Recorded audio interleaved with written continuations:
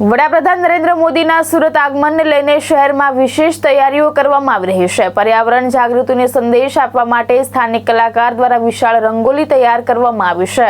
વડાપ્રધાન નરેન્દ્ર મોદીના સુરત આગમન પૂર્વે શહેરમાં વિવિધ પ્રકારની તૈયારીઓ ચાલી રહી છે।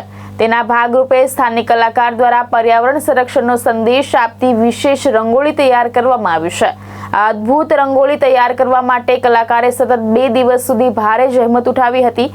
રંગોળી દ્વારા સેવ એન્વાયરમેન્ટ, સેવ વોટર અને સેવ ટ્રી જેવા સંદેશાઓ લોકોને આપવામાં આવ્યા છે।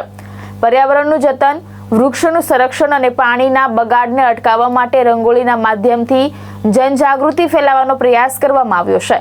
કલાકારોને આશા છે કે દેશના વડાપ્રધાન નરેન્દ્ર મોદી આ રંગોળી નિહાળી તેમના કાર્યને પ્રોત્સાહન આપશે।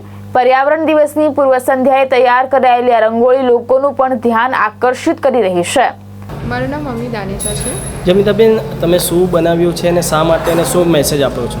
આ રંગોલી સેવ ધ એન્વાયરમેન્ટ માટે બનાવી છે, જે 5th જૂને PM સર આવવાના છે અને એના માટે બનાવી છે આ રંગોલી। અને પબ્લિકને મેસેજ મળે કે સેવ ધ એન્વાયરમેન્ટ માટેની થીમ છે।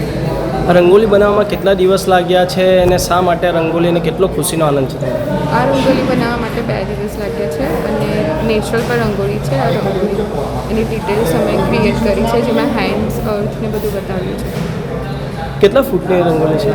આ 3.35 ફીટની રંગોળી છે। ભાવેશ ઉપાધ્યાય, દ્રષ્ટિકોણ ન્યૂઝ, સુરત।